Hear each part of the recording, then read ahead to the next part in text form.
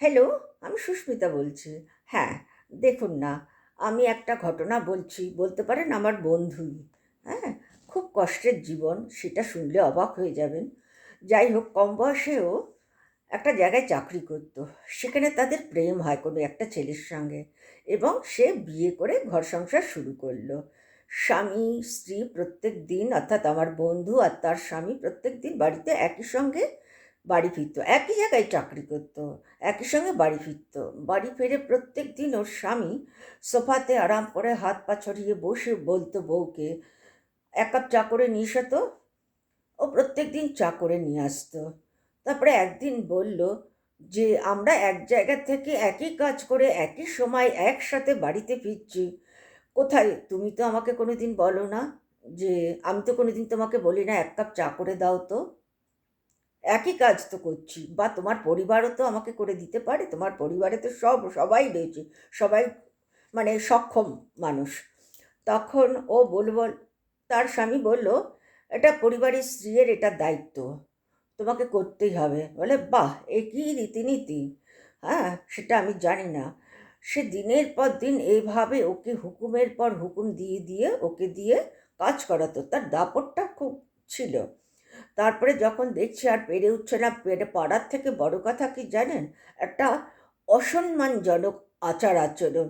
প্রেম করে বিয়ে করেছে, যার মধ্যে বন্ধুত্ব সুলভ ভাবধারা নেই।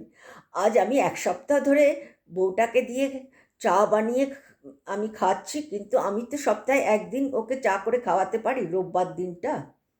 একটা দিন তো করে খাওয়াতে পারি, বা আমার পরিবারও তো খাওয়াতে পারি। হ্যাঁ, কোনোদিন করেনি। একটা মেয়ে যখন অন্য পরিবারে গিয়ে পড়ে, তোমার স্যাক্রিফাইস কতটা সেটা যদি ও না দেখে, তাহলে সে কী করে স্যাক্রিফাইসটা করবে? কিন্তু আমাদের কালচারে দেখছি মেয়েরা সারা জীবনে স্বামীর ঘরে গিয়ে স্যাক্রিফাইস করে আসছে, দুমুঠো খাওয়ার জন্য আর মাথার উপর একটা ছাদের জন্য। যাই হোক, সেই যখন ও দিনের পর দিন এরকম দেখছে, তখন আর ও সহ্য করতে পারলো না। ওদের স্বামী স্ত্রীতে চরম অশান্তি শুরু হলো। আলটিমেটলি ও চাকরিটা ছেড়ে দিল। চাকরি ছাড়ার সঙ্গে সঙ্গে ওকে কী করলো, ওর শাশুড়ি পুরো ঘরে হেঁসেলের মধ্যে ঢুকিয়ে দিল, অর্থাৎ রান্নাঘরে। ঘরে সক্ষম সবাই রয়েছে, দেওর রয়েছে, যা রয়েছে, ননদ রয়েছে, শাশুড়ি রয়েছে, সবাই রয়েছে।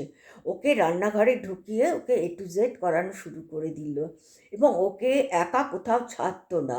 ওর বাপের বাড়ির যা কিছু কথাবার্তা সব ওকে সামনে রেখে কথাবার্তা বলতে হচ্ছে। মানে ওর ব্যক্তি স্বাধীনতাকে, একটা শিক্ষিত মেয়ে, চাকরি করা মেয়েকে মানে কিভাবে টর্চার করেছে, ব্যক্তির স্বাধীনতা পর্যন্ত হস্তান্তর করেছে। এবারে বলুন তো, সেই মেয়েটা এখন একটা পরিণত বয়সে চলে এসছে, এমনকি তার মেয়েও বিয়ে দিয়ে দিয়েছে। হ্যাঁ, মেয়েও সেরকম খুব একটা ভালো হয়নি। এরকম পরিবেশে কখনো কি সুস্থ সন্তান কি পেতে পারে? হয় না, অসুস্থ একটা মানসিকতা তৈরি হয়। যাই হোক, মেয়ে বিয়ে দিয়েছে, কিন্তু ও এতটা আনহ্যাপি, কোনো সময় আমাকে বলে উঠল যে, আমি আর সুস্মিতা পারছি না, আমি পারছি না, আমার মৃত্যু ছাড়া আর কোনো রাস্তা নেই। তারপরে ওর পরিবার থেকে, বাপের বাড়ি থেকে শুনলাম ও সুইসাইড করার অ্যাটেম্প্ট নিয়েছিল। তার কারণটা হচ্ছে, তার বাপের বাড়িতে অতি সাধারণ, তাকে তো স্থান দেওয়ার মতো জায়গা নেই বা অর্থ নেই। সেই জন্য বলছি, আপনারা প্রত্যেকটা মা বাবার কাছে অনুরোধ, সন্তানকে এস্টাবলিশড করে তুলবেন, মেয়ে সন্তানকে বিশেষ করে। তারা যেন স্বামীর ঘরেতে গিয়ে এরকম পরিস্থিতিতে না পড়ে। অন্তত পক্ষে চাকরি করলে, পয়সাটা থাকলে, পয়সার জোর থাকলে স্বামীর ঘরও ছেড়ে চলে আসতে পারবে।